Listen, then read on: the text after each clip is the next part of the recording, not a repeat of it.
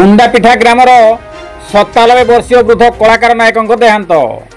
केन्दुझर जिला घटगाँ block कुंडापिठा grammar 97 वर्षीय वृद्ध कलाकार नायक देहांत होइछि। तांकु चोड़िया बुढ़ा बोली डका जाए। निज घरे परलोक गमन करिसंती कलाकार नायक। तांको मृत्युरे कुंडापिठा ग्राम में सुकाकूल परिवेश सृष्टि होइछि।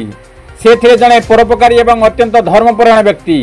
गाँवर देवी उषा ठारू आरंभ करी नुआखिया और अन्य पूजा प्रावण में से थिले समस्तंकर मुरबी। बाबा कुंडेश्वर मंदिर एवं कुंडेश्वर मकर मेला पाई तांकर अवदान तुलनीय। दीर्घ वर्ष धरी से गाँवर तारणीशाल गाँ देवी ठाकुराणी पूजा एवं विशेषकर कुंडेश्वर मंदिर निकट थिबा ब्रह्मा विष्णु एवं महेश्वर को से सर्वदा पूजा कर आसुथिले। 97 वर्ष मध्य से बिलबाड़ी काम कर 4-5 दिन तले उथंडा ज्वर होता।